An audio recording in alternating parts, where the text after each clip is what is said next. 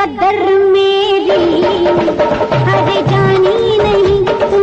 साल 1986 आई ऋषि कपूर फराह नाज की यादगार फिल्म नसीब अपना अपना आपको याद है। इस फिल्म में ऋषि कपूर ने 2 शादियां की थी। उनकी एक शादी अरेंज मैरिज थी जबकि दूसरी लव मैरिज। फिल्म की सबसे मजेदार बात ये थी कि उनकी पहली पत्नी जितनी गंवार और बदसूरत थी, उनकी खूबसूरत और इंटेलिजेंट उनकी दूसरी वाइफ फराह नाज थी।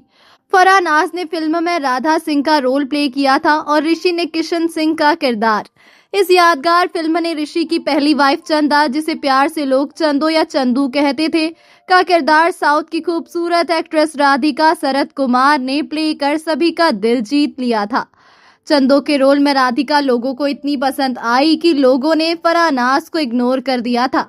राधिका का लुक आज भी लोगों को याद कर हंसी आ जाती है। उनके बोलने के अंदाज और बालों का स्टाइल आज तक दर्शक नहीं भूल पाए हैं। बता दें कि इस फिल्म में राधिका फराह नाज की सौतन बनकर अपनी जिंदगी गुजार रही थी। काफी मशक्कत के बाद उन्हें फिल्म में अपने पति का प्यार मिला था। कुछ ऐसा ही सीन राधिका के रियल लाइफ में देखने को मिला था जब उन्होंने पहले से शादीशुदा आर शरद कुमार संग शादी की। हालांकि इन्होंने एक शादियां नहीं की बल्कि कई शादियां की, तब जाकर इन्हें सच्चा प्यार मिला। तो चलिए आज की हमारी इस वीडियो में जानते हैं नसीब अपना अपना फिल्म की चंदो के जीवन के बारे में। आज वो कहाँ है और किस हाल में है। तो अगर आप हमारे चैनल पर नए हैं तो चैनल को सब्सक्राइब जरूर कर ले। राधिका शरद कुमार का जन्म 21 अगस्त 1963 को एक्टर और राजनीतिज्ञ राधा और गीता के घर हुआ था। 60 और 70 का दशक उनके पिता एम.आर. राधा के लिए विवादास्पद समय था। 1967 में उन्होंने दिग्गज एक्टर एम.जी. रामचंद्रन को बंदूक से गोली मार दी और फिर खुद को भी शूट किया। गोली लगने से दोनों बच गए, लेकिन एम.जी.आर. ने अपनी आवाज खो दी और एम.आर. राधा को जेल में डाल दिया गया। दरअसल राधिका जब 5 साल की थी तब उनके जीवन में एक ऐसा बदलाव आया जिस वजह से उनकी पूरी जिंदगी उथल पुथल हो गई। राधिका के पिता तमिल सुपरस्टार एम.जी.आर. से मिलने गए थे। इस दौरान दोनों का विवाद हो गया। राधिका के पिता ने एम.जी.आर. पर गोली चला दी। इसके बाद खुद को भी गोली मार दी।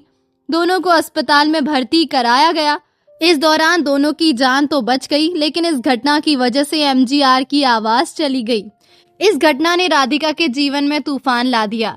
1977 में क्रिसमस की छुट्टियों के दौरान जब वो अपने पिता से मिलने के लिए चेन्नई गई तो उनके पास अचानक एक मेहमान आया। उन्हें एक दोस्त के घर पर उनकी एक तस्वीर मिल गई थी और तभी उन्हें पिता के बारे में सब कुछ पता चल गया। राधिका पहले फिल्मों के बजाय किताबों को प्राथमिकता देती थी, लेकिन बाद में उनकी मां ने उन्हें फिल्मों में हाथ आजमाने की सलाह दी। तभी साउथ फिल्म के जहा के पोगम रेल ने उन्हें रातों रात एक सेलिब्रिटी में बदल दिया और इससे पहले कि उन्हें पता चलता उन्होंने अपनी दूसरी और तीसरी फिल्म साइन कर ली थी। लाइफ में इतना कुछ हो जाने के बाद राधिका की मां 4 बच्चों के साथ श्रीलंका चली गई। 14 से 15 साल की उम्र में उनकी मां ने उन्हें पढ़ाई के लिए लंदन भेज दिया। इस दौरान उनके पिता की मौत हो गई। फिर उनकी मां भारत आ गई। राधिका भारत से विदेश की यात्रा करती रहती थी। एक दिन राधिका के घर पर फिल्म मेकर आए। उन्होंने राधिका को फिल्मों में काम करने का ऑफर दिया। उन्होंने बोला कि राधिका अगर फिल्मों में काम करना चाहती है तो उनके लिए उनके पास रोल है। पिता की घटना के बाद से राधिका खुद को फिल्मों से दूर रखना चाहती थी, लेकिन मां के समझाने के बाद राधिका ने फिल्म को हाँ कह दिया। उन्होंने बोला कि अगर ये फिल्म चली तो ही वो फिल्मों में काम करेंगी।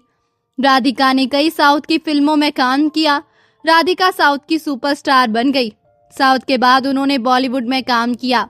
साल 1986 में रिलीज नसीब अपना अपना में उनके लुक से दर्शकों का ध्यान खींचा। राधिका कई बॉलीवुड फिल्मों में काम कर चुकी है। हिम्मत वाला, लाल बादशाह के बाद वो बॉलीवुड में नजर नहीं, लेकिन वो साउथ फिल्मों में एक्टिव रही है।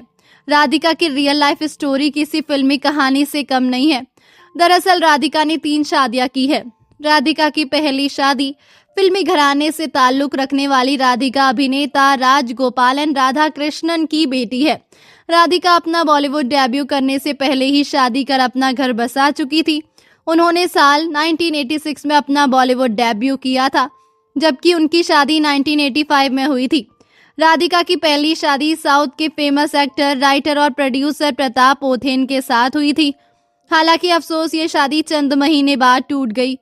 राधिका ने जिस साल हिंदी फिल्मों में कदम रखा था उसी साल उनका प्रताप पोथेन से तलाक हो गया। राधिका की दूसरी शादी। प्रताप पोथेन संग तलाक के बाद राधिका को एक बार फिर से प्यार हुआ। इस बार उन्होंने भारतीय शख्स को छोड़ ब्रिटिश के रहने वाले रिचर्ड हार्डी से शादी की और देश छोड़कर लंदन चली गई। ये शादी 1990 में हुई थी।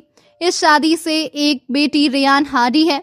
बेटी के जन्म के बाद एक बार फिर से राधिका की लाइफ नर्क बन गई। रिचर्ड हार्डी संग उनकी शादीशुदा लाइफ एकदम तबाह हो गई। रिचर्ड राधिका के संग गाली गलौज करने के साथ ही साथ और कई यातनाएं देने लगे थे।